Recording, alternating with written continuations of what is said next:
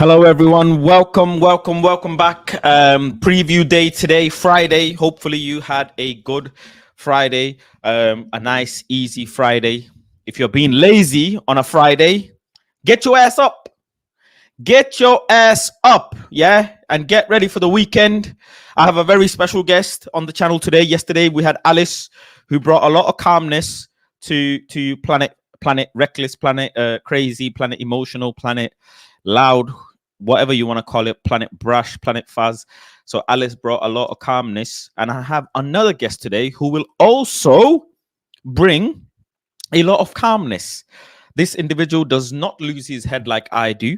I don't know what kind of diet or water he drinks. Must be some premium high grade aqua that he's drinking. Smart water must be what he's drinking, because I cannot keep calm when I'm watching Manchester United, or when I'm talking about Manchester United. He's also got some very, very unique content on his platforms. Make sure you check it out. His name is on the title as well. You know, in the football industry, everybody gets kind of carried away with doing the same content. He's come up with a unique concept of doing videos, going to different games, and it's almost like a roulette version that he's done, and then picks a team. It's actually very unique. It's one of a kind. I've never seen it before, this type of content. I'm very excited for him. So please welcome Double A. Double A, welcome to Planet Faz. I hope you're well, and I hope you're doing good. You're looking good, that's for sure. Cheers, brother. Same for you. Obviously, the mileage is working, obviously. So, nah, mate, it's good to... been a minute since I've been on air, bro. Minute. Yeah, it's been a minute. It has been a minute. Like many people, me and Double A have had our back and forth. Me and Double A have had our disagreements, agreements. But that's the beauty of football. But I welcome you to my channel. Thank you for making time for coming today. I really appreciate you. Brentford game is what we're going to talk about. I'm going to bring up the press conference from Erik ten Hag and what he said. Thomas Frank has also gone and defended Erik ten Hag as well, which is very professional for him to do. And I didn't expect anything else, really. Everybody locked in. I appreciate you guys locking in from Twitter and from YouTube as well. So thank you all for joining in. Let's start off with this. Going into the Brentford game, Double A, how are you feeling? How's your mood? Are you going to be I'm guessing you're going to be at the game, aren't you? Yeah, 100%, mate. I was watching Cass before, and he's like, I don't know how you're going. Obviously, season ticket holder like yourself. I didn't go to the 20 game. This is the thing that's really stuck me this season. Obviously, I pay for every game. got to the front door to go to the 20 game. Thought, listen, I think the big thing at the moment for me is making content around the game. So the type of vlogs I do use in the last one, asking the questions of the fans, getting a feel for the fans on different topics. Very much excited to do one for 20. What I was gonna do. Is the Europa League the most important thing for Manchester United? Obviously, it's the first game of the Europa League.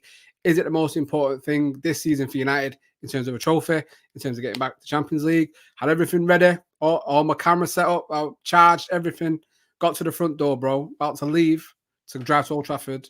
And then in my head, I thought, I don't have a good feeling about today at all. Is it? Wow. Bro, I just turned back around. I thought, do you know what? No way. Bro, I turned around. I thought, you know what? I'd rather spend them 2, 3, potentially 4 hours if I was getting there a little bit earlier.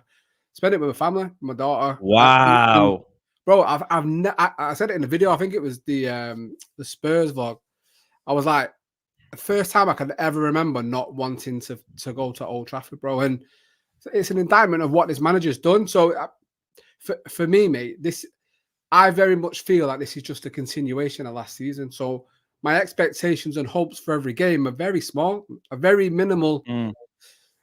I don't go into anything expecting anything. And maybe that's the best thing to do for Manchester United fans right now is don't expect anything, bro. Because if you get your hopes up for a game, I'm excited to watch us do.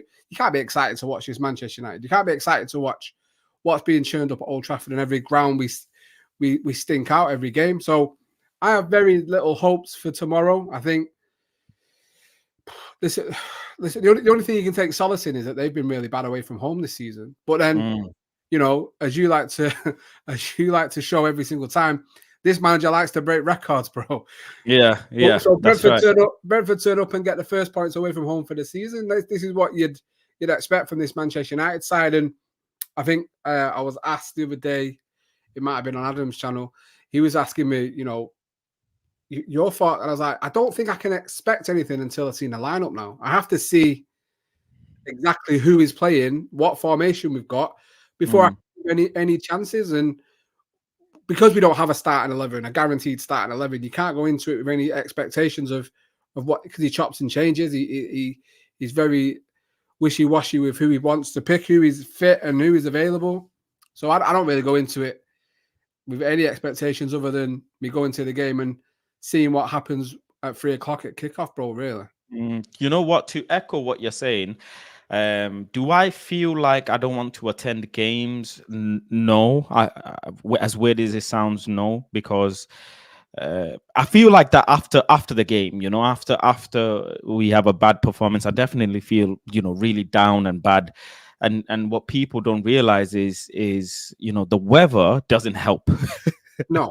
You know, these things have an impact when it's raining and it's cold. And you know, yesterday I rang one of my mentors, my OGs. He's been going United for 20 plus years, a season ticket holder for 20 plus years.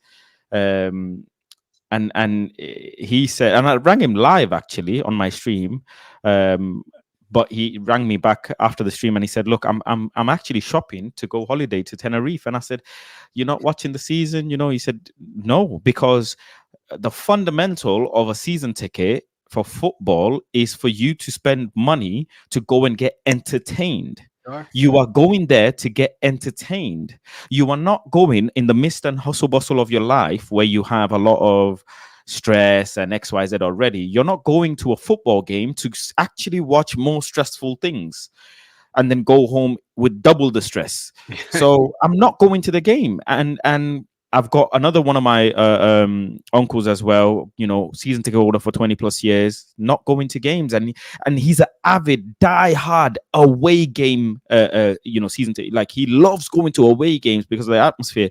And even he's saying the atmosphere in the away games are not how they used to be anymore. They're done. Bro, they're really done. So it's all muscle memory, bro. This right now, it's routine. This is your routine to go to games, and yeah, you know, it's changed from Tuesday evening up until Saturday, bro. I can't wait for the weekend. I'm going to Old Trafford. I'm going to watch United. I'm going to watch my team, and your thoughts are already on the game. It doesn't matter who it is, Southampton to City. You're so excited to get to Old Trafford, and you know, beforehand we all meet up, we all have a chat, we all ask what your thoughts of. you're excited to see the people you see regular. You're excited to, it's amazing. Yeah. The routine, the routine, bro. All that's taken away now. And listen, I didn't miss a game last season, and that last season is horrible. And this is how I know now I'm at breaking point with everything. Like, he never should have been in the job, bro. From the FA Cup final, and you call me out on it on Twitter, which I appreciate, because I had that half an hour after the FA Cup final, and I was like, actually, should we give him another? And he was like, yeah. Come on, you remember? And then I come to my senses not long after, and I think from that I was like, no way in any way should this man be allowed to infect us even further than what he has done over the previous 10 months. And the fact he's here, bro, I was excited for the first game because it's the first game of the season, and to not be excited to watch your team after a break, international football or whatever, to have a break of going to Old Trafford for 3-4 months, you can't wait to get back to it. So that first game I was very excited. Speaking to everyone, it was a nice sunny August day, very excited. And then the reality hits at 90 minutes. Like, shit, this is the exact same. This is exactly the same, Nothing has changed whatsoever. And I had a precursor to that because pre-season was horrendous, bro. There was nothing to get excited about. It was very much just a continuation. And that one game at the end of the season really saved his bacon. So to have all that taken away now, and to actually think in my own head, I can't be bothered to make that journey to Old Trafford, to find a parking space, to go and sit and watch, and then afterwards moan on Adam's channel or moan to Saeed. Do you know what I mean? And then come home. Luckily, I've got to that stage now, and whether it is the last that you said, I'm very calm, but I think in my life I've been a very laid back person. So, but I can't, when certain thing gets to me, obviously, like everyone, I have that breaking point, and I feel very much I'm there now, and I'm very lucky at the last 10 years or so, being a season ticket holder, coming home, I've been conditioned on those drives home to just let it wash, because coming through the front door and allowing it to fester into your personal life really is no good for you. And you have to really take away, it's mad that you have to talk about this, you're taking away the negative, everyone talks about cutting that negativity out of your life. I have to do that with Manchester United now, and that should never be the way it should be. Like I said, I tweeted this week saying, bro, I wish I was one of them football fans that was looking forward to the international break being over and your team. That's very true. I'm actually totally in agreement with you. I think the international break was very nice, man. It made me feel like a normal, average, standard human being, not stressing about things. I got to enjoy other type of content. I got to make other type of stuff, and it was just, like I say, it was just nice and relaxed, man. And now it's almost like a weird sense of dreadfulness, because you're soon approaching the game tomorrow, and I'm like, am I really? I'm not motivated for tomorrow. I'm not energized for tomorrow. I'm not thinking that something new is gonna happen tomorrow. Do you know what I mean? And I think many people, if not majority, feel the same way. Before I move on, though, I want to say, really nice. You're the kick collector. That's without a shadow of a doubt. If there is anybody who's a kick collecting master, it's you. Wow. The names behind you, some serious names. But so I wanted to see the middle one. Why 3 Pogba t-shirts? Do you know why? Right? Because first of all, fucking love Paul Pogba, one of my favorite players of all time, and it's such a shame what happened at Manchester United. But again, he was one of many careers that fell foul to what we've seen. The main reason, bro, is because of your video the other day. I was watching your video when you reacted to his interview, and it broke my heart, bro, because I'd already seen it, right? And then you got so gassed when he was asked about going back to United, and you paused it and you were like, Paul, please, just please. But I knew what was coming. I knew the heartbreak was coming, and to see you go, oh no, because he said, that was my first time. That was my first time watching it. Yeah, bro. So that's why I've gone for Pogba. And my favorite one, obviously, signed by Cantona there. Bro, you know what? I'd love to do a video with you talking through all your kit and like how do you collect them and where do you get them from? Wow, you've given me that shirt to wear once. Not this exact one, but one when I worked for Retro. You've got like 2 of everyone, 2 of every kit. I think I'm on United specific. I think I'm on 46, 47. But I think I've got about 150 altogether, bro. Oof. And that Brazil one that you're wearing as well, Yeah, that's a serious Brazil blue. 2006. Yeah, man. Oh, what a kit! What a kit that is as well. Yeah. I mean, obviously, first thing that I did on YouTube was obviously the kits, talking kits, yeah, like that. But I feel, my more passion is to talk about the game and do more. yeah. But I'm definitely gonna one day link up with you to talk about all your kit, man, and make a piece of content out of it. I want to say a big shout out to TTM for gifting 6 memberships. So thank you very much for that. I really appreciate you, brother. Thank you very, very much. And King says, what's the beef with Goldbridge, mate? I know I might be a bit late, but I finally have time to try and catch up. I think I get this comment, and I never shy away from any comment, super chat or not super chat. So I am going to address it because it is your hard-earned money that you have paid for the question. And I don't think the beef has been cooked, fried, served, eaten, everything done. But the reason why I left is because I was costing United Stand money. That when I really look back at it, that there you go. For the people that don't know, I was costing them money, because of my comment. Fan channels were disallowed in the presser for the Coventry game in Wembley, and that obviously was damaging to the brand, for the channel's brand, and there were many other factors, but that was the nail in the coffin for me. Because of my comments, they were disallowed. All fan channels were disallowed for the presser. And when channels cannot go into the presser, they can't make content. When they can't make content, they lose out on money, and that is the fundamental, really and truly. So can I say, bro? I have to say as well, like, obviously being on there, whatever. But I'm so happy that you are away from that, and we get full unadulterated. Because I know what it's like there, bro. Yeah, unadulterated Faz. Like, good to see you back on here. I thought your episode before the other day was a serious conversation, bro, and I was very happy to hear it, very happy to watch. Really, like, what Flawless is doing is brilliant when that's serious, but to see you on there, mate, yeah, it is, to be fair. was brilliant, mate. So, as much as, I've had something similar happen to me this year in terms of something falling through in terms of the creating side, and you take stock and you come back stronger, and I know that's exactly what you're going to do, because people can say what they want, but I know you enough to know you have that winner's mentality, that you're not going to allow anything and anyway.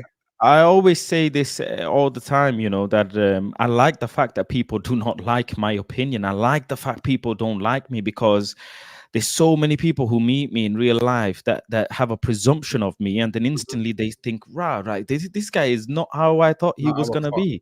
And I love the fact that I'm like that, because I can sleep well at night knowing I have been nothing but myself, which is a human being. And I have hormones, emotions, feelings.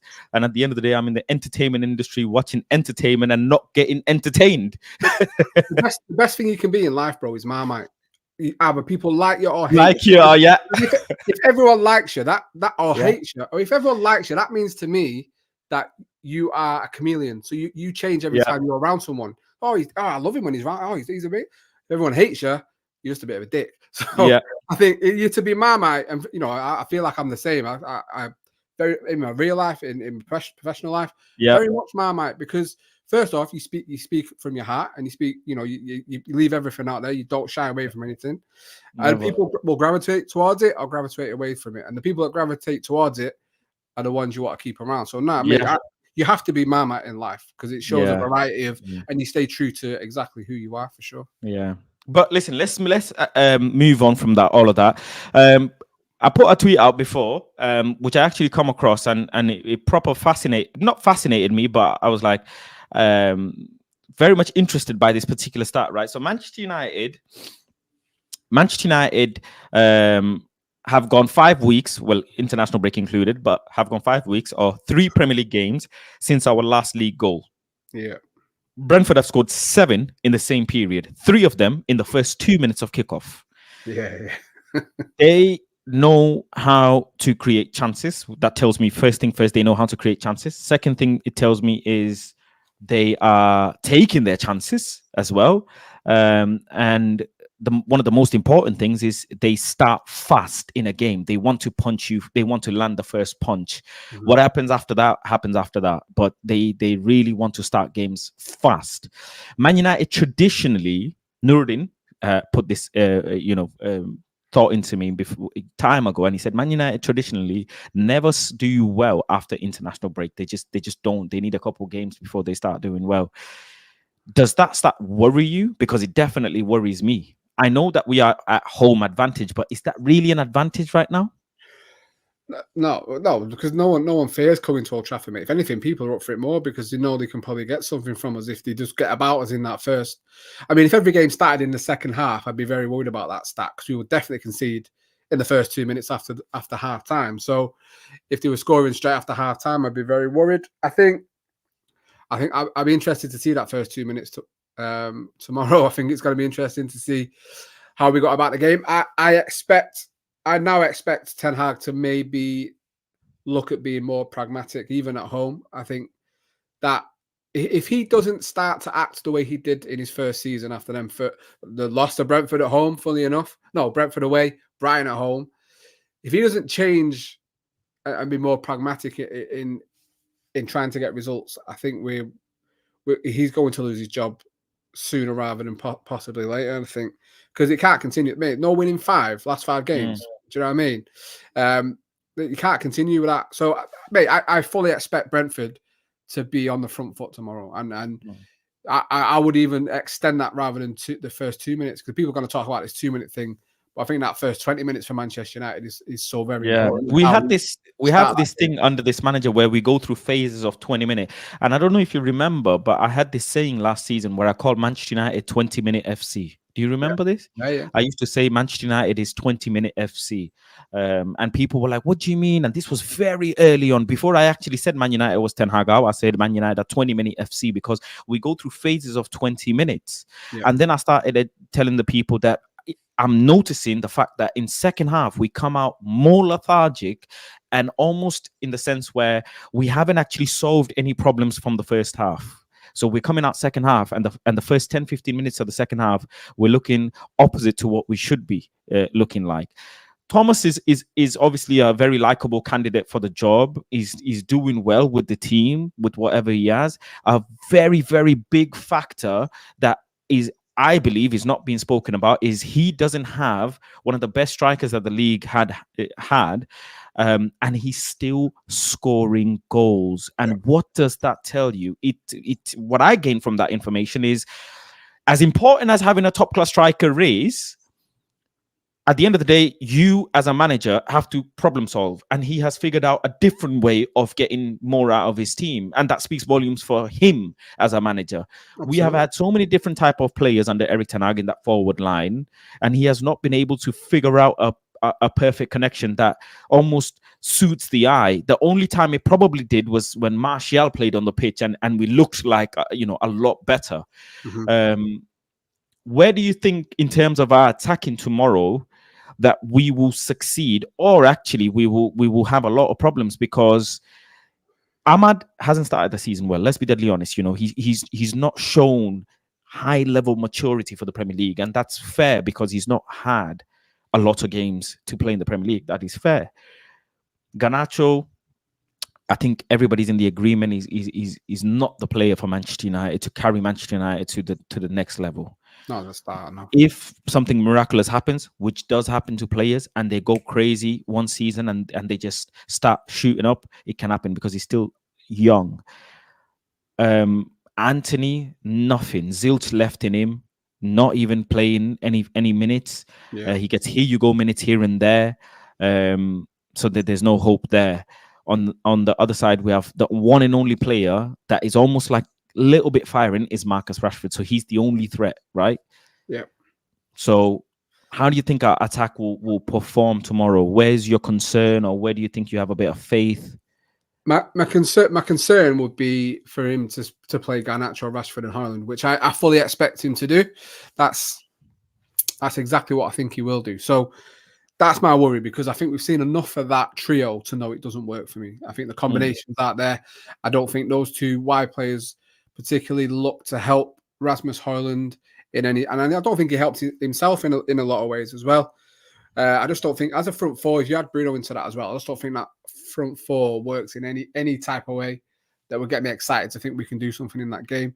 But I think the one thing I have seen little glimpses of, and I'm not saying this is something to dine out on, something to get really excited about, but Xerxes and Rashford have had a couple of moments of interchange of what Very true.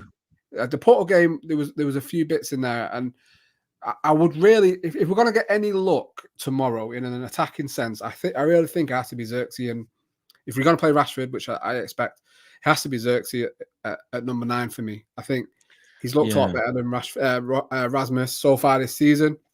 A bit unlucky, and again, in many ways, you speak about Ahmad, and I think Ahmad's done enough to be starting games. I think he's done more than Rashford and Garnacho. I think Garnacho's looked good from the bench, and I think that label of him being a good bench option for Manchester United right now as a young player, or the way where he currently is in terms of his development and output, very much rings true. And I would massively agree with that. I do think he's a good player, or a good up and coming player, but one that's been very similar to Mainu. If we bring someone else in, very too overly relied on. Playing 30 games at 19-20 is ridiculous. Shouldn't be happening unless you are a generational, Lamine Yamal. If you're on that level, which Garnacho definitely isn't, I don't think he should be starting that many games. I'm very old school in the thinking of a lot of what young players can learn is from the bench, how to affect a game from the bench, looking at from the stands how a game is developing, what can they come in and do and change. And I don't think you get that at Manchester United because the players ahead of Mainu and Garnacho haven't done enough, so they have to play all the time and be overly relied on. But I think Ahmad should be starting for Manchester United. I think that for me is definitely something that should be happening. But he and Ahmad and Xerxes, for me, their biggest problem is the two unselfish. They need to be a bit more selfish in situations. Trust themselves in their ability in certain situations to take a shot, to be a bit greedy is what I would say to them, and what I would like them to do a little bit more of. We've seen, I can't remember what game it was, where Xerxes' only chance was one that he created himself. And that reminded me so much of last season because Rasmus was doing the same, but Rasmus was getting a bit more output from doing that. So that's what strikers are having to do at Manchester United, is create their own chances because we don't create for them. So I think sticking with Garnacho and Rashford on the flanks, for me, it worries me, mate, because I just know he's going to see that slow, ponderous attacking. I can't even call it threat. It's not even a threat, is it? It's just labouring, and then with the hopes of doing something in the final third.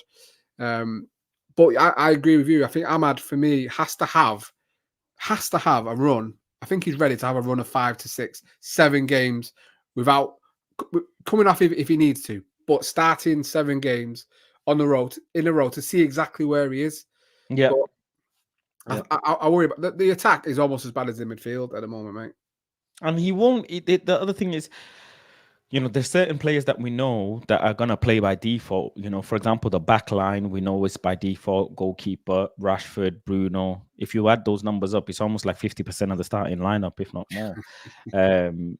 Mino's out, so it's probably going to be Cass and Eriksen. I think it's going to be the trio from the first season, which is Bruno, Cass, and Eriksen, which worked really well in the first season. And the whole kind of dynamic comes down to the front line. It's weird how Rashford plays better with a forward, with a focal point player who is actually not an out and out striker as such, but more so a accommodator, a creator, someone who plays off him and plays 1-2 off him, and he does really well in those sorts of scenarios.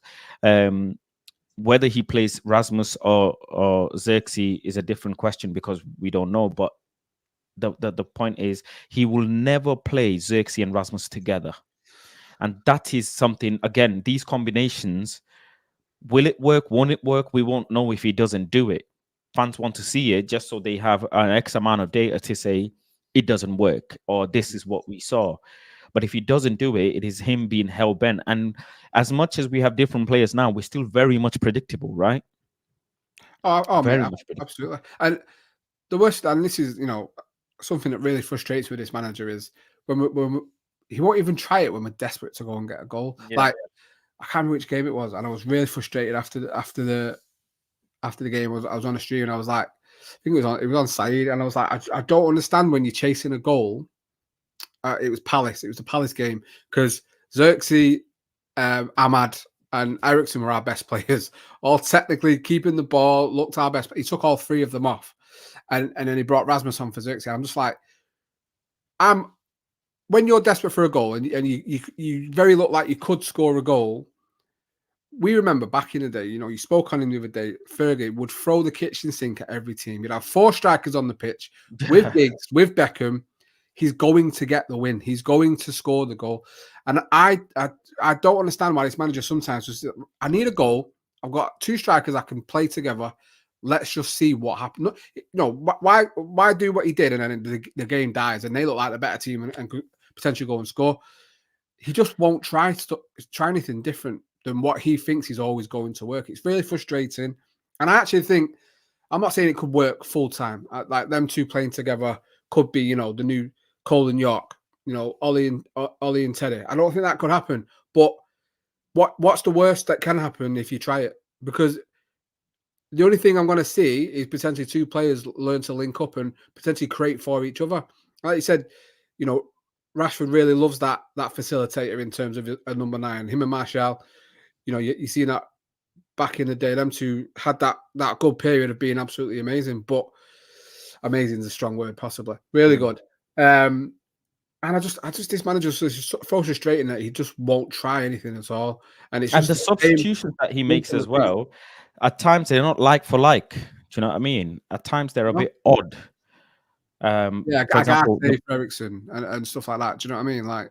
Like the Mason Mount sub as well, bringing him on the wing and certain subs, it doesn't make sense when you've got players available. And he did that second season as well. Let's not forget, he had, there were games where Varane was available and he wouldn't bring him on and etc. Tomorrow, Mazraoui is been said that he's available for selection. Yeah, but that does not mean that he may be match fit. Because he's at a blip. Even when you go on international break, there's a level of fitness that you maintain. Yeah. So is he fully match fit? Is he not? We're gonna find out tomorrow when we see him on the pitch. If we see him on the pitch, if he's picked, you think there's a possibility that he probably changes the backline a little bit and plays Dalot on the right and Linda on the left, or Linda on the right and Dalot on the left? I think he has to, mate. I think with one fit fullback, I think he has to take care of that team now, because the discourse around fan base this week, Johnny Evans might start at left back. That ridiculous report that had everyone up in arms. Obviously, we've seen Lindelof at left back. I personally wouldn't want that. I wouldn't even want him at right back. Wouldn't even want him in the match day squad. Never mind in the team. But I think I've said it several times. One of the worst mistakes Ten Hag has made this season for me, mate, is taking our best player from last season out of his best position and forcing him into position I think he can do okay at, but not amazing at. And that's Dalot. Dalot should have been starting this season at right back, mate, because he earned the right to call that spot his own last season. And Mazraoui came in as a squad player for me, a backup to Dalot. How he has been allowed to take his spot, and we all heard Mazraoui can play at left back. I personally would have preferred that. And you can talk about the inverted role and all this. I'm not hearing it. I think Dalot should be really upset that he's had his spot taken at right back. It makes it a hard one to pick who to go there, because I'd rather Dalot at right back. So I personally would say Evans and De Ligt at centre back. I just go Martinez at left back, to be honest with you. I don't want Lindelof in the team. I don't think he offers anything to us at all. And we need 2 full fit backs. So Mazraoui for me, put him on the bench, and if he come on, if we somehow we're winning 1 or 2-0, bring him on for a little bit, and to get that match fitness back. Do I expect that to happen? Absolutely not. Mazraoui will be starting at right back, and Dalot for me will definitely be starting at left back, because this manager doesn't understand jeopardy. Look how he rushed Shaw back and he got injured straight away. He rushed Mainu back, and Mainu's got injured. He even rushed Højlund back in pre-season. He'd just come back from the Euros, had one pre-season training session, played against Arsenal, got injured, and not long come back. This manager doesn't understand that, and he just. I imagine it goes, "Are you fit? Yeah, right. You know what I'm saying? There's just there's no care and attention to the players' welfare. You have to. He's almost like a walking contradiction himself, because he says we need rotation. There's loads of games, but then he ends up playing the players that are having niggles and injuries. Some of them playing 90 minutes as well, and it doesn't make sense. It really doesn't make sense. And his subs are based on whether he needs players to come and save him, really and truly. Garnacho is one of the big ones, because he, international break came and we found out that he's pulled out of international duty because he had a knee or some sort of issue that he was playing with. And I've noticed this thing where the information comes out after. If you notice, the information of players' injuries come out after a performance has been bad. It's almost like a method of trying to find sympathy from the fan base, that, I didn't play well because I was injured, I had a niggle or something like that. At the end of the day, you decided to play because you were fit enough, and you just have to shut up and hold it. I'll be deadly honest. I'll be deadly honest, because there's no point crying about it after you have played and you couldn't give your all because you were carrying something. If you're carrying something, you're carrying something, and if you feel like you can't give you 100%, then just don't play. Everyone, it's responsibility. Be responsible. Responsibility of the manager. Responsibility of the player themselves. Like, don't. Because there's no player that's ever going to say no to a game. Do you know what I mean? They're not going to say. But then you're right. They're out for 4 weeks. You could have stopped it. You could have been a bit more responsible, a bit more mature about it. So I don't know. I'm probably not feeling 100%. And I understand careers are short. You want to play every single game, because and that's what you want. You want the players to say, "I want to play all the time." But then when we've got there was a fear was coming into this game with 11 injuries or whatever it was. Luckily, they're not. Some of them are not as bad as what was made out. But in a team that's struggling to keep players fit, be a bit more responsible. Think about it a little bit. Like if I miss the first half of this game and do 20 minutes in the second half, because then I'll be fit for the next game. That's helping the team more than it is you starting a game, coming off injured and then missing 4 weeks. Do you know what I mean? It's all cause and effects, and I think sometimes you just have to have your head screwed on for a little bit. Why do you think he's using Garnacho the way he is, knowing that he's been so good being an impact player, and now he's using him willy-nilly anyhow, really, when let him keep being that impact player? He's still so young. You're more than okay to be an impact player until you're 22 years old, 23 years old. And nobody below the age of 24, 25, unless you're a world beater, should have a guaranteed starting position, especially as a winger in Manchester United. You have to really, season in, season out, be earning your spot by having continuous impact, off the bench. The one of the greatest players for Manchester United, Ole Gunnar Solskjaer, was a freaking impact player. Park Ji-sung was a freaking impact player, and they were amazing players in their time. I don't know why he's done that, and it causes issues between not only him but Ahmad as well, because one player who needs the games is not getting them, and then the one player that doesn't need the games is ended up getting them, and it's just a poor management. I feel like he rolls the dice every time with his lineup, and whatever it lands on, and that's how he goes with it. Same thing with the subs as well. Obviously, the boos in the stadium when Xerxes comes off and Rasmus comes on, which is weird because Old Trafford crowd love Xerxes, love Rasmus. But it's gone to the point where people are putting their bias aside and saying we play better when Xerxes is on the pitch. That is all we've got left. That is the one player we've got left in the forward line that makes the forward line look a little bit better. So why are you taking him off? I don't think that's aimed at Rasmus. I think again what I said. I think he wants them both on the pitch because we're trying to get a goal. Like, put them both on. I think it's definitely directed at the manager and not necessarily Rasmus.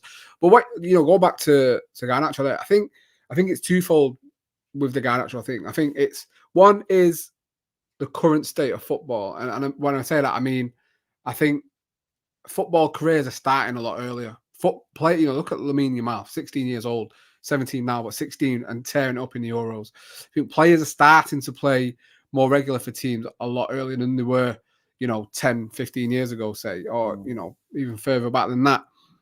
But I also think this manager, absolutely, the biggest ego of a man. I think he's got a bigger unwarranted ego I think I've ever seen in a football manager. I think he's got a bigger ego than Jose, and that's saying something because Jose deserves to have that ego. This manager doesn't at all, and I think he absolutely and some fans throw it at him and want him to be known as this purveyor of youth at Manchester United. He gets what it means to play these youth players. I mean, he's brought two through. I won't say he's brought them through, Garnacho and Mainu. And for anyone that knows, Faz, because you go and watch the youth. These two players were coming through regardless of who the manager was. Yes, these two were held up in the academy by the coaches for several years that these two were going to play. And I think Garnacho actually started to come through under Ranić. I think Ranić gave him his first taste of first team football. So they were coming through regardless. And I have a theory that he only likes young players that he sees as he's brought through. So if you look at Pellistri, he threw him under the bus for me. He started him at the Allianz against Bayern, and I don't think he had a bad game. Was hauled off. Didn't really see him again after that. Hannibal, I'm not saying these players are good enough, by the way. I'm just saying what I've seen from this manager. Hannibal was starting to get a run of games. I think he played against Galatasaray at Old Trafford, was hauled off at half-time, when I don't think he was the worst player on the pitch. I think Eriksen, in the midfield especially, Eriksen was worse than him in that game. I think Hannibal didn't do too bad. Hauled off. And at that time, he was ahead of McTominay in terms of the pecking order, or at least what you thought. And as it goes, it's funny enough, the very next game in the Premier League was Brentford at home. And we all know what happened there. McTominay scoring those 2 goals. So he's thrown another... we didn't really see Hannibal again after that. I think the next time we saw him was it Newcastle in the League Cup, and he should have been sent off because his head had gone. He didn't know where he was in terms of playing for the club. And now, obviously, he's gone to Burnley. So, Iqbal, we go first season, Iqbal, pre-season, looked like he was going to be the next one coming through. And whether he wasn't good enough in training or whatever, you don't know. But it looked like he was bringing him through. Same with, Charlie Savage as well. Both now left the club. So I think this manager, and Ahmad, we speak about Ahmad. Let me not forget Ahmad as well. Ahmad, for United fans, for the last 3 or 4 years, Ahmad has been a player United fans have all been screaming should be playing. He's done well at Sunderland, but he should have been getting minutes. And we've all wanted to see it. I think because he didn't bring him to the club, because he's not brought him through, he's held off on bringing him in. And I think it only got to the point where he couldn't deny it because of the Liverpool goal, because he saw the output and the outcry from the fans. I think he had to put him in the team, but I still think he holds a little bit of resentment towards him. And I think we all think if he doesn't have a good game, if he doesn't produce something, he's going to get hauled off. I mean, the 2 biggest games of the season at home, Liverpool and Tottenham, he's not started. And and I think it's just, I just don't like it. And this whole narrative that he's great for young players, I think it's a bit of a fallacy. And I don't think it's actually very true.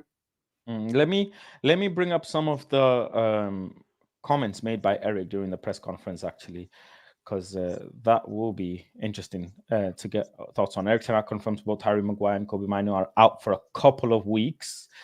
I said that Kobbie's going to miss 6 games, but we've come to find out that he might even miss 7. I think Harry misses about 3 games, 2 or 3 games. As far as I know. Erik says on his future, he says, I know we're on one page in the club. Internally, the club is quiet. Of course, we discuss where we are and the position, and we have to turn a corner. We are quiet and composed. We stay where we are and stick to the plan. There is the plan again. Yeah, we all know about the plan. That to me reads like he knows. I think he's been told he's on borrowed time because that doesn't come across, bro. The stuff he says about he's been arrogant or wait till May. You wait. That's not sounding the same as wait till May. We'll see where we are in May. That's like we stick to the plan. But I think he's been told, listen, mate, this can't. No winning 5. Nah. This can't continue. If you don't get this right soon, because I think the pressure's gonna come from the fan base, bro. I think. Yeah. We know what it's like at Old Trafford now, and I don't know if it's coming across on the telly, but bro, it's not a happy place, is it? It's not at all. And how can you say you stick to a plan when every plan has a review, right? You have a quarter review, halfway review, full review. Yeah. You had whatever plan in the first season, whatever plan in the second season, and then now whatever plan you have in the third season. There must have been a plan for Erik ten Hag when he joined Manchester United. Year 1, year 2, year 3. This is what we expect by the time you get there. The plan is obviously changed, and reason why Marcel funnily says it's his year 1 because the new structure, as they call it. So the plan is probably going to get reviewed around January time because that's when you kind of come towards the halfway of the season. But 38 games in a season, I think 7 to 10 games tells you the first quarter of the season and how the plan is gone. Plan can be thrown away. Plan can go off course if you have a lot of injuries and a lot of factors involved, blah blah blah. But the fundamental is the plan that you started off with hasn't worked. It's plain and simple. It's just not worked because the results are there. But he then goes on to mention something about stats as well, right? He says, of course, we are unhappy with the position we are. Ultimately, we are quiet and composed. We stick to the plan and are very convinced it will be a success. He says, noise is only coming from some of you creating stories and fairy tales and bringing lies. Some journalists don't believe me. I saw the reports. The thing is, where's the questions of, right, okay, so what is this plan? How are you turning this around? Where's the details on how he does it? This is what I mean by him. It's all face value. It's there's nothing behind it. Do you know what I mean? There's no substance to what he's saying, mate. It's all just words put on a page, mate. Like it's like he's been given a statement to read. Like, when influencers get caught cheating or whatever, and they just come out with this video saying, well, yeah, this is this and this is that, and I'll never do it again. It's really, bro, it's all nonsense. I've never wanted to hear a man not speak more than this manager, bro. I just nothing about it, what he says, what he does. I don't care about anything, mate. I would love United. They will never do it. I would love United under Ten Hag to do a all or nothing. I would love to see what that dressing room's like before a game at halftime. What did he say? Because I imagine he makes. You've seen the Harry Kane one. You've seen the Tottenham one. Harry Kane's. Yeah. I imagine he makes him look like a god, like talking, stirring up like a war. Do you know what I mean? Like 300. Like, do you know what I'm saying? I imagine he makes Kane look out to be some sort of superpower world leader, because I can't imagine anything he says.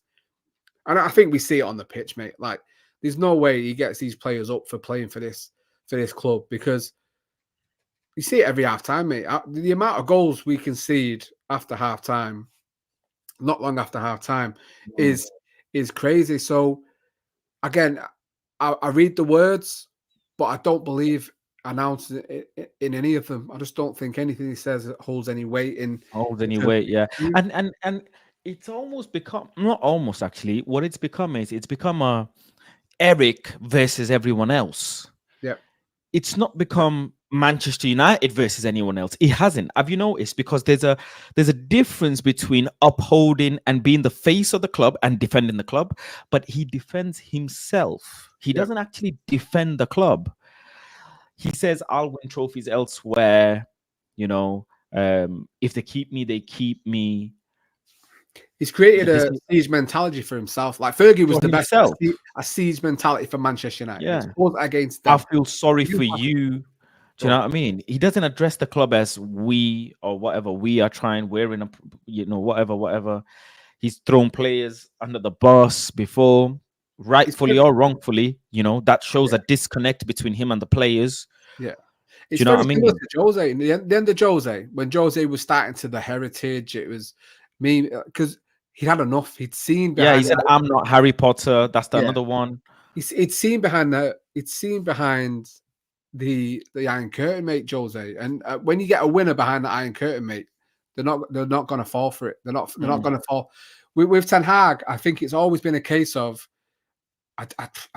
one, you could say the media have always been on his back anyway. But I think right now, he's given everyone a reason to get on his back, because we've had 18 months or so of absolute crap. So I can, when you have a fragile ego, you start to defend yourself to the hilt rather than put it on the work and show why people are wrong to doubt you. You talk a lot. You talk in excess because you need to continue the narrative that they're wrong, you're right. I'm the one in this position. I can look at my record. I've won 2 trophies. This. Fragile ego, bro. I don't think he believes a lot of what he says himself, and I'd be very interested to see where he wins trophies next. I don't think, unless I asked this very specific question. I asked this very specific question.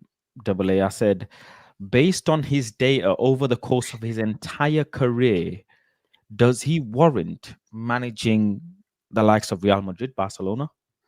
No, I said Harchester United, didn't I, yesterday? Do you know what I mean? Bro, he's got written Eredivisie, Go Ahead Eagles all over, bro. That's, you know what I mean? He's going straight back to the Eredivisie, mate, because look, and I'm not saying this could be very much a case of it's Manchester United doing this to careers potentially.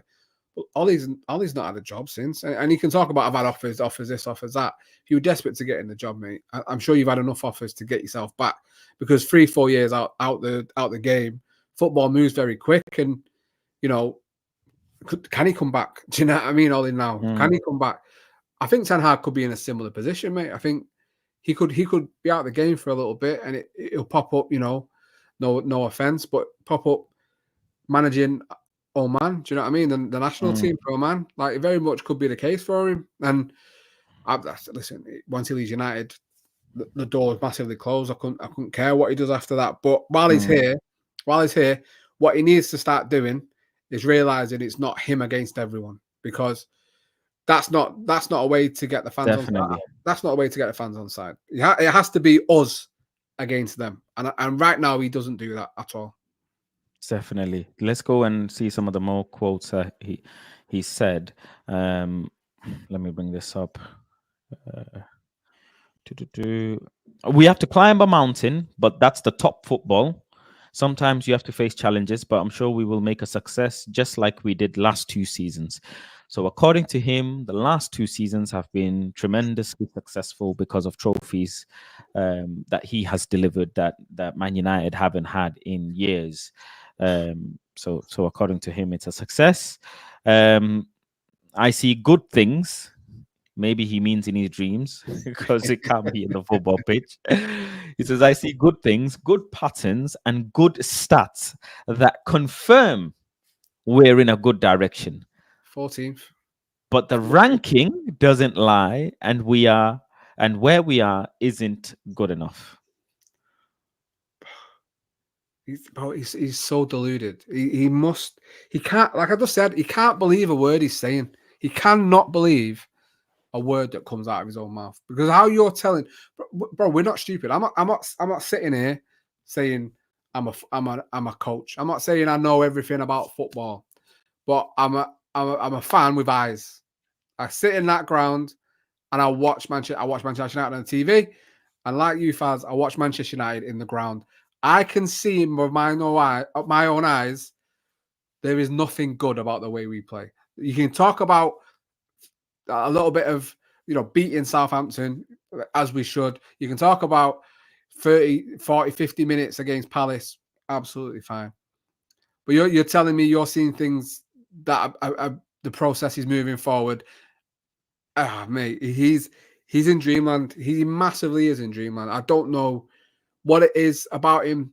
He's just so unlikable, mate. Because I'd rather you just be honest. I'd rather you come out and say, I'm right now, I'm struggling to get the best out of this team. He's not even said, that we'll go back to the drawing board and think of methods to get this team higher up on the league where it deserves to be. He hasn't once said that. You know how typical managers, in British football, they say, we've got a group of good lads, don't we?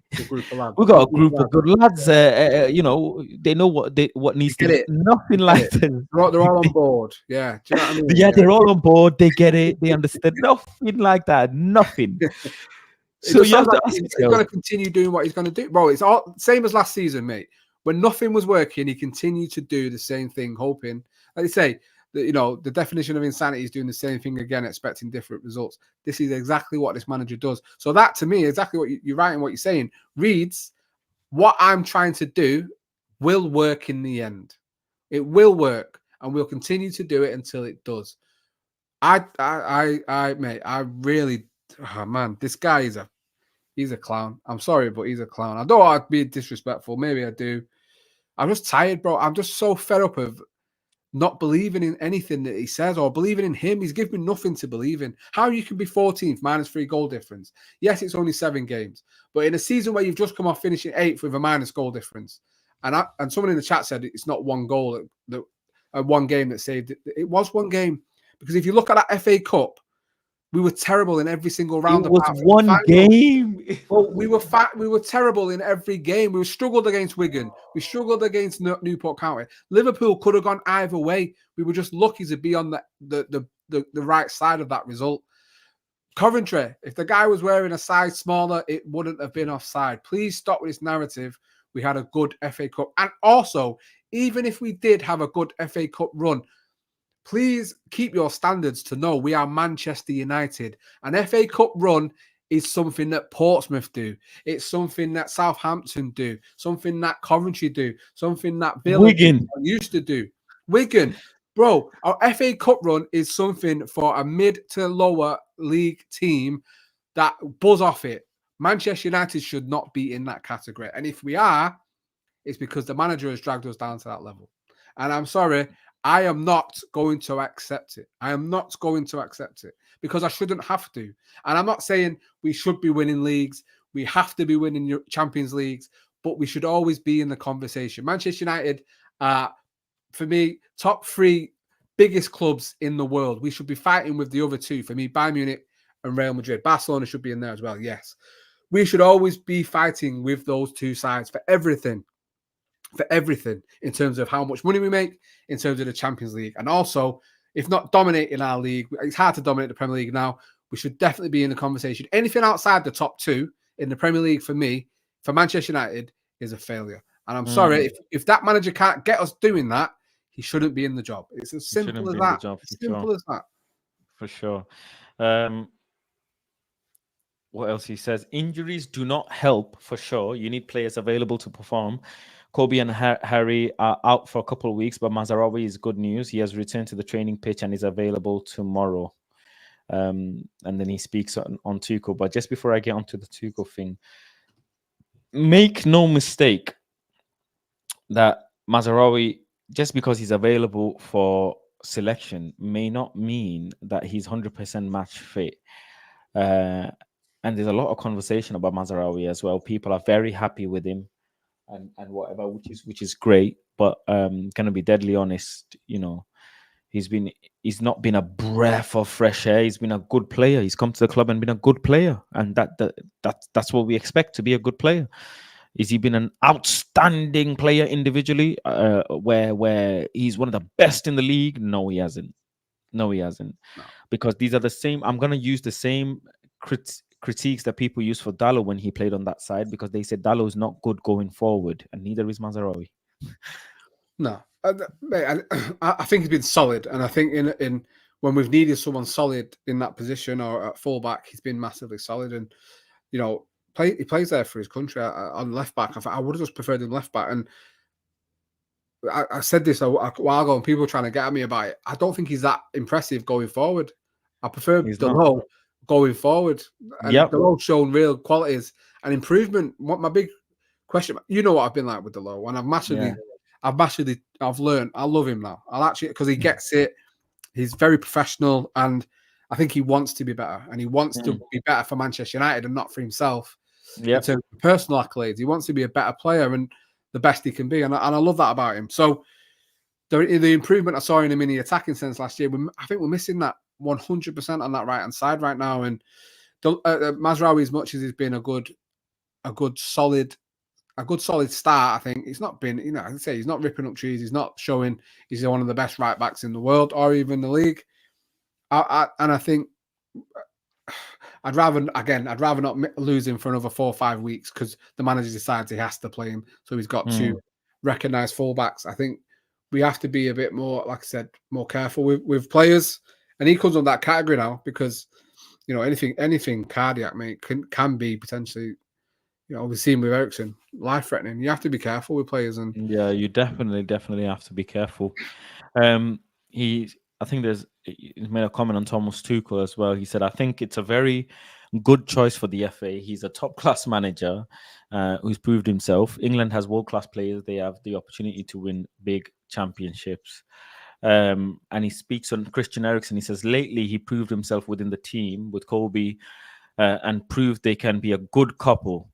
He's had a good season so far and is important for the team, linking key passes, being creative, composed and calm. I'm very happy with his performances. I think that's something. What had him sold in the summer? And again, it's the second season in a row. Well, he's leaving on a free, isn't he? Yeah, I think. Well, there's even talk. There was talk that he might even stay after this season, mate. They might give him an extension or something. But the summer just gone. They wanted rid. They were looking. They don't want to come in for an offer because of his wage. What's he on about? 150 grand a week. It's the second season in a row because McTominay and Maguire were both players that he wanted sold. Two players that ended up not saving his bacon, but potentially, probably saved his job, which you have to give him credit for. Another player you wanted rid of coming in the team and performing better than the players he's gone and spent 60 million for. Do you know what I mean? And it's just, again, I mean, Eriksen has done well, credit to him. Hats off to him, bro. Like I didn't see him starting 5 games in a row. Like maybe he shouldn't, but he's probably been, if not the best player, one of the best players during those 5 games. And listen, I'm all for players in a team where we lack people taking accountability and showing leadership and taking the game by the scruff of the neck. He's done that more than anyone else for me. And it shows, class. When you're a class player and you have good IQ of the game, you can almost hide a lot of your weaknesses because you're helping the team keep the ball more. So you're not having to run back and chase the ball and make tackles and stuff like that. And I think the balance between him and Casemiro, even though they're so much older, it works so well because they're such great players. Yeah. They're such great players that even at this age in the Premier League, they just perform at a certain level. And like I say, the keeping the ball helps the team a lot more, which we don't do when he's not on the pitch. Even him and Mino on the pitch actually, does really well. Even though I don't like the fact that Mino is having to play deeper. But all of these problems would have been eradicated if we were able to keep this one player on the bench at times, which is Bruno, which we never ever do. No player should be guaranteed these sorts of minutes that Bruno and Rashford gets week in, week out. It just absolutely doesn't. Even in the cup games, it doesn't make sense. Every single game. And that is his single biggest downfall, is playing Bruno and Rashford so much to the point where the team is obsessed with playing and being built around them two. Absolutely obsessed. His number one thing, that you could identify his football was his goalkeeper, and he's even thrown that out the window because he doesn't even play out from the back religiously. He doesn't even have routines out the back or patterns out the back religiously. There is no build-up pattern as the same as Ajax. None. Zero. No. And there was a comment that someone made as well before, that Erik, was it last season or the season before, he mentioned in a press conference that he doesn't like chopping and changing too much because it breaks players' routine and confidence. And he's gone and done the total opposite this season. Mate, mate, you called it from early. I remember being on a panel together. You called him a liar. This manager's a liar. Do you know what I'm saying? And that's rings true. Everything he's saying. And what frustrates me, and we've done it before. We did it with Wad Mata. Took the best number 10 in the Premier League and turned him into a winger. Probably ruined his career. Bro, Eriksen, when he was at Spurs, was one of the best number 10s in this league. He's never played there for Manchester United, bro. Why he's decided, and he's done it with Mount, mate. Tried to convert these two into 8s when they're not for me. And Eriksen's done a good job whilst there. I'll give him that because of, like you said, high IQ, great footballer, knows what's needed of him in certain situations, and he does it to the best of his ability, and you can't fault him for that. Bro, in a team, you're so right about Bruno, and bro, why is he coming on when we're 7-0 up against Barnsley, bro, or however many it was when he come on? Why are you bringing Bruno Fernandes on when we're playing Barnsley at home and we're smashing them? Like, I don't. What you did? What for? What reason? And he made us look worse when he come on. We started to play worse. So what have you done it for? Like, it's just crazy to me, and he'll never take him out of the team, and that's what worries me the most. When he's come out in the public and said about Rashford, about Bruno, I will play these players until they start to play well again. Now, for me, as someone who thinks if I'm a player in Bruno's position or Rashford's position, what's that doing for my confidence? What's that doing for me thinking, okay, so I come on the last 20 minutes and score a goal, get an assist, probably do that for 2 or 3 games. Maybe I'm knocking on the door for a start now, but you ain't going to do it because you want him to play better than me, or you want him to start playing better at all, or even well. Yeah.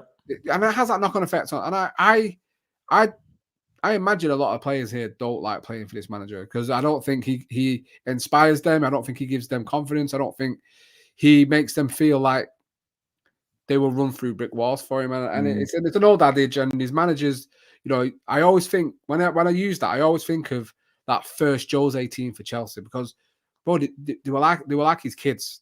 Every single player would have died for Jose Mourinho at Chelsea when he was first there, and he got the best out of every single one of them. They give everything on the pitch. Can you say that about 5 players at Manchester United right now? I don't think you can.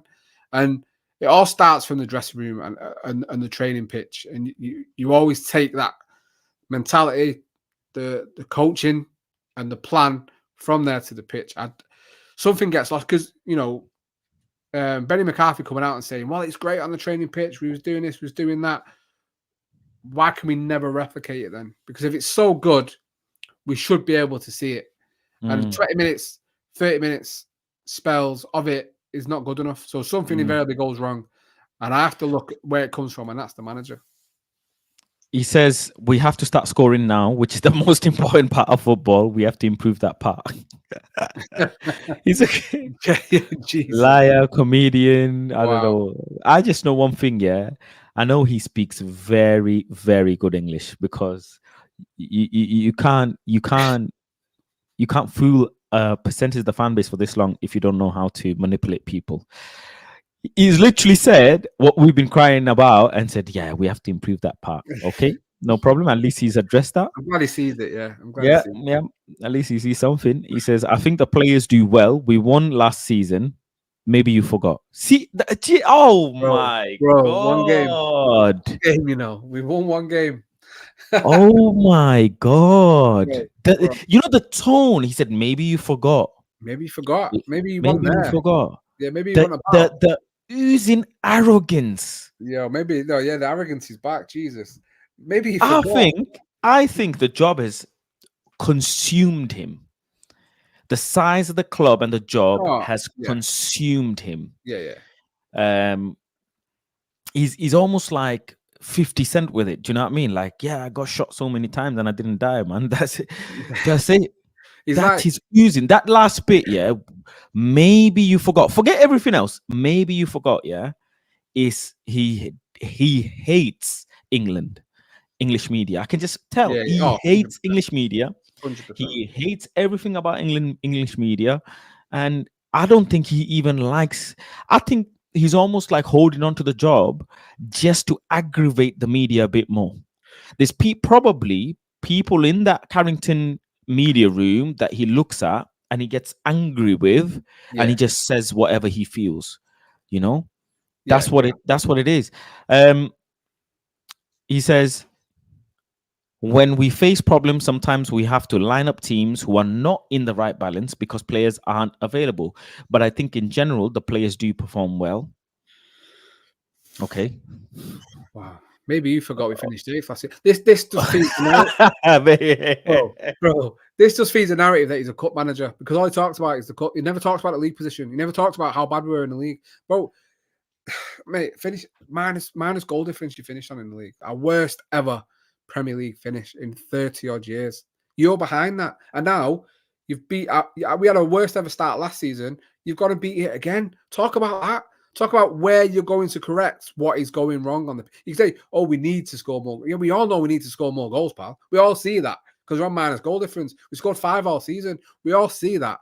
How are you going to do it? Let us in. Do you know what it reminds me of? Do you remember Ollie was not very good in press conferences in talking of tactical, anything tactical in press conferences about the game because he knew very little. I think he's very much the same, mate, because he never talks about what he's going to do. Do you know what I'm saying? There's nothing there for me to believe in, bro. Make me believe in what you're saying. There's nothing. And I'm thinking you're talking about him, how his arrogance, and I was thinking of the Manchester United managers just quickly before I have to dip.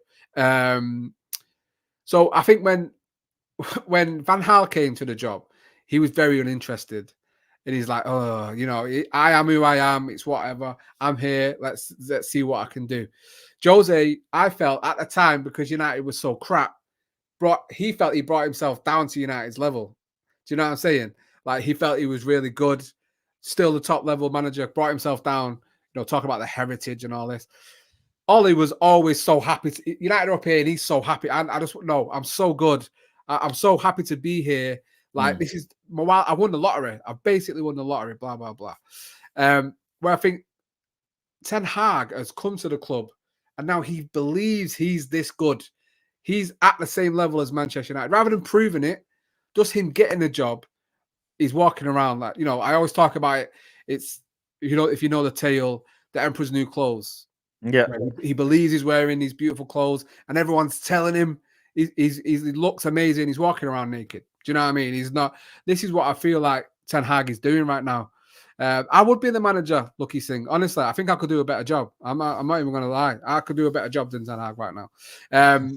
But yeah, I just feel like he doesn't believe in what he's saying. And again, there's nothing to believe in, bro. Nothing to believe in whatsoever. But we'll just have to wait and see tomorrow if anything he's saying can ring true. Do you know what I mean? That's for sure. I know you have to dip, but I'm gonna let you go. Yeah, I'm gonna let you go. Thank you for joining. What you got coming up, by the way? Yeah, no, I appreciate it as always, bro.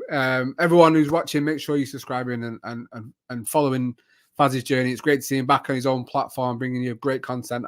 It's unmissable. I watch every stream, bro. So glad to see you back and all that, bro. And hopefully see you tomorrow as well, actually. Yeah.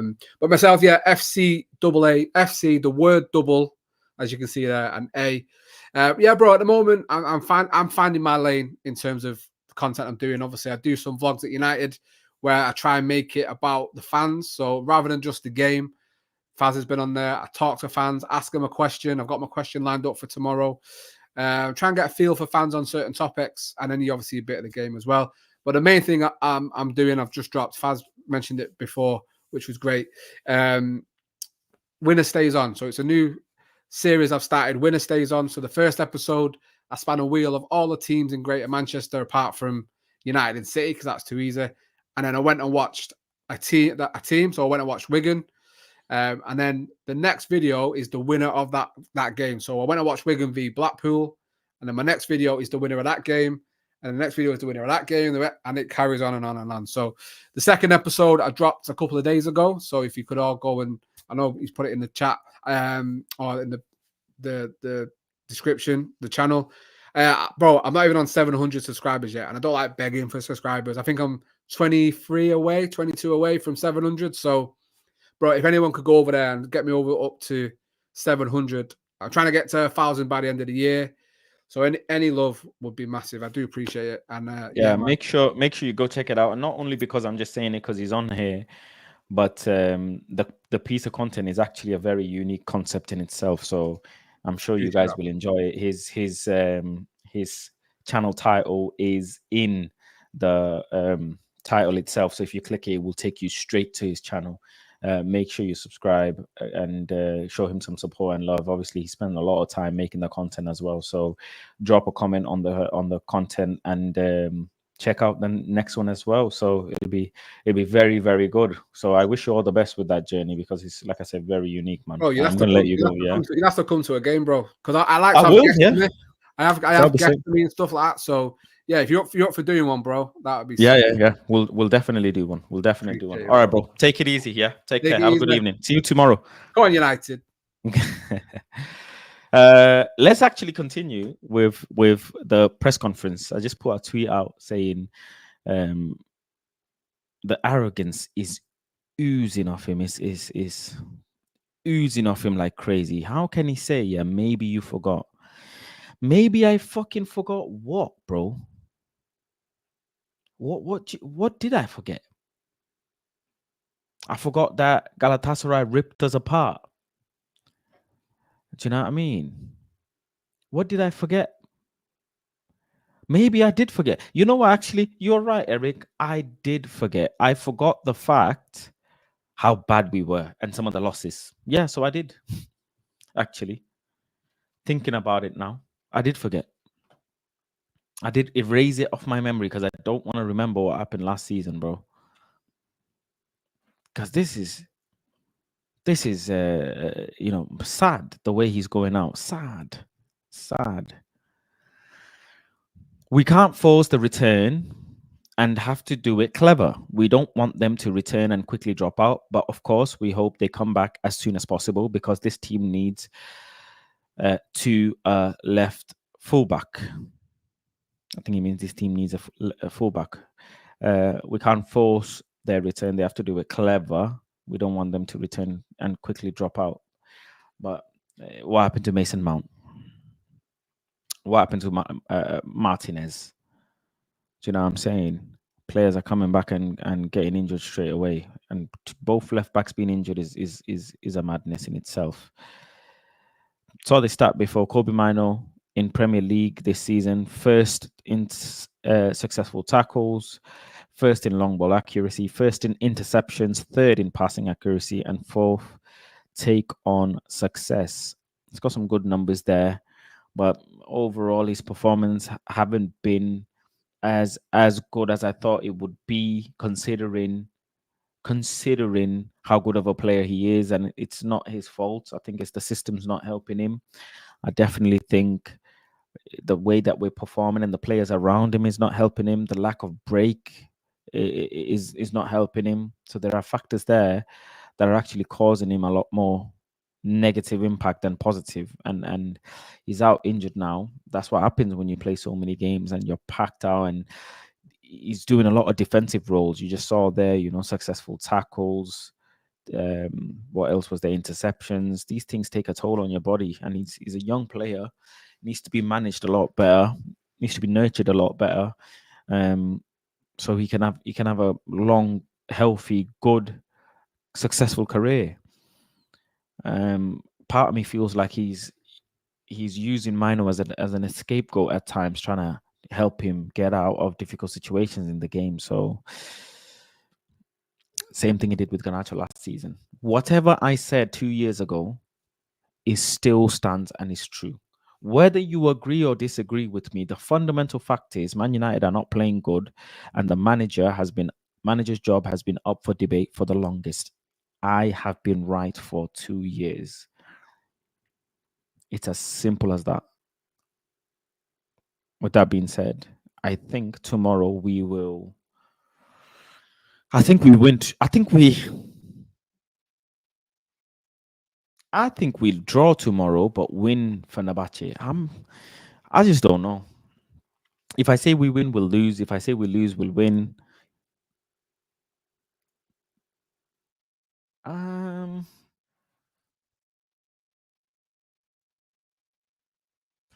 don't know. Brentford, they start off fast and they score goals. The numbers are great. The stats are great. The position's great.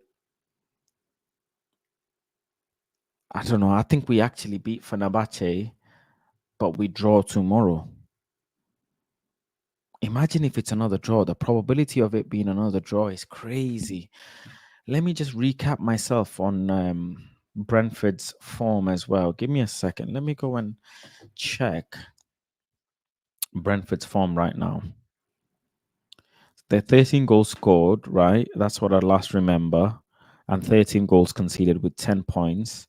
in their last few games. They scored freaking 5 goals against Wolves, drew against West Ham. They lost to Spurs, lost to City, and won against Southampton in the last 5 games. And the City game was specifically, mad because they scored in the first minute in the City game. In one way, you can say, "Oh yeah, they score in the first few minutes," which is amazing, which is great. But it also means they fall off. They're more susceptible to falling off because scoring early in a game is actually not that good. It can cause you problems.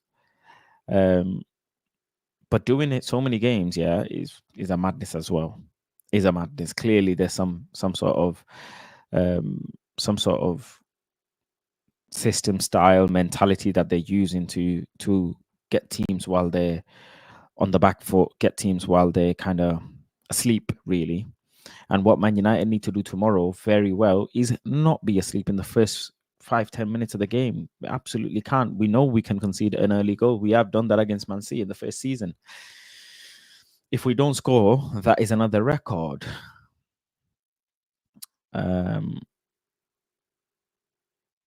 Faz, you said 3-0 against Tottenham. I did. I was concussed that day.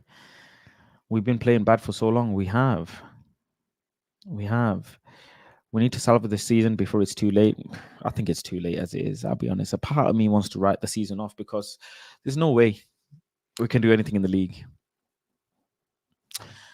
No way. You know, people will say that we are 8 points, and the team is in 14 points. That is in the 4th position, right? But you guys look at points. And I keep telling you again and again and again, my method of looking at the league is different to yours. It is different. I do not look at the league the same way you do. It is not only points. That is such a naive way of looking at it. Naive. Who's more likely to come fourth, Chelsea or Villa? Chelsea, right? Even though Villa and Chelsea are on the same points. But you look at Chelsea, obviously performance and everything, but they're on +8 goal difference, right? One behind City and Arsenal. They have scored 1 more goal than Arsenal and 1 less than City. They are firing. We are on -3. We have to score 11 goals and keep clean sheet at the same time to get to the same goal difference as Chelsea, which is borderline impossible. And that is just to come fourth. Do you know what I'm saying? Like I said, I keep trying to use this platform to educate you. Then I look at the league differently. Very, very different. Very, very different. Chelsea versus Liverpool on Sunday. What a cracking game that is going to be. Let me see if I've missed any more. I haven't. Ten Hag doesn't do comebacks without McTominay. Some lady told me Brentford are like Faz in the bedroom. Quick goal, and then they're lousy for 85 minutes. Wow. Listen, I have places to be, things to do. Things to do.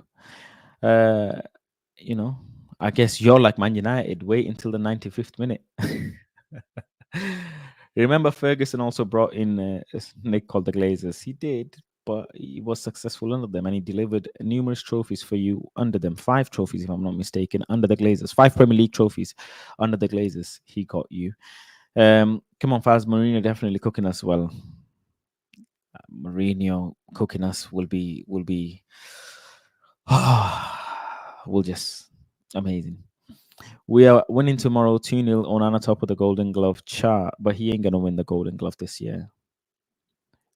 Andre Onana is not winning the Golden Glove this year. Outcome for Sir Alex is not the issue for me, but the way it was done is the problem for me. Interesting. Our performance shows we should be 18th, 19th, 20th, which, funnily enough, we are. We've got the same goal difference as Leicester. and just short of Bournemouth and West Ham. And we're competing with the Bournemouth, West Hams, and Forests this season. That's what we're competing with, because between Forest, Brentford, West Ham, Bournemouth, Man United, it's all like between 0 and 3 goals. It's a goal difference of 3. Between 5 teams, is a goal difference of 3, right? 5, 6 teams, there's a goal difference of 3. The next jump is Spurs with a goal difference of +6.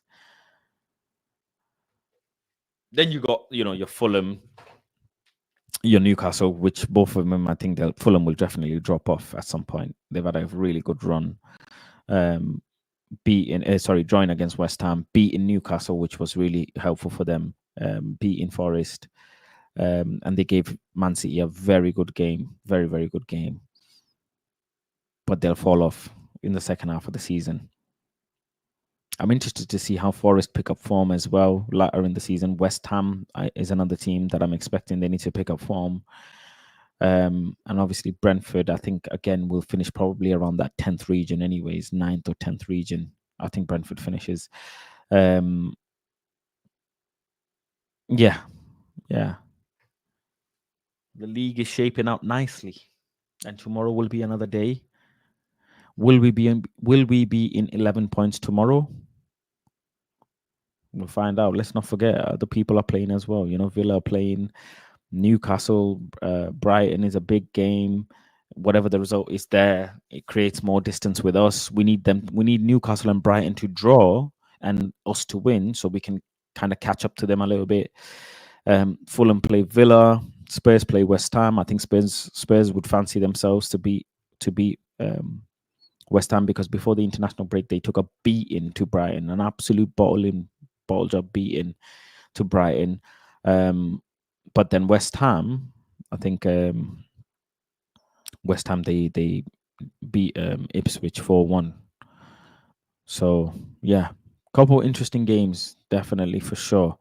And if we don't end up doing well tomorrow, Leicester, who play Southampton, if they end up winning, will outdo us. And then you have Everton playing Ipswich as well. And if Everton outdo Ipswich and get 3 points, then they'll be neck and neck with us and will be swiftly in the relegation battle. And it is mad saying Manchester United and relegation in the same team, but yes, we will be swiftly in the relegation battle. Stress. But listen, big up to everyone for tuning in. Thank you to all the members that have joined today. Big up to Haitian King, Omo. Welcome back to becoming a member. TTM, thank you for gifting 6 memberships. Very generous of you. Big up for King Nando and Saeed Pollard for the super chats as well. Appreciate you guys. Try and be live later on today at some point if I can. I do have to be up early tomorrow to bring you guys the content, match day content, which is player arrivals. I think I might get a special message for Dalo tomorrow. If you want me to say something to any of the players, whatever, you can do. Player arrivals and player exits can be very manic. Chats and comments are flying in, so I can't really keep up sometimes. But if you really want me to say a message, and try and keep it respectful, you can send in something so I can read the message out to any of the players if they come nearby. But yeah, thank you all. Take care, peace, love, and guidance. And I am out. Make sure if you like the video, I appreciate that comment on the video if you haven't already. If you're watching on Twitter, make sure to come over to the YouTube and subscribe to the channel, as it helps out quite a bit. Who's live now? Let me even check.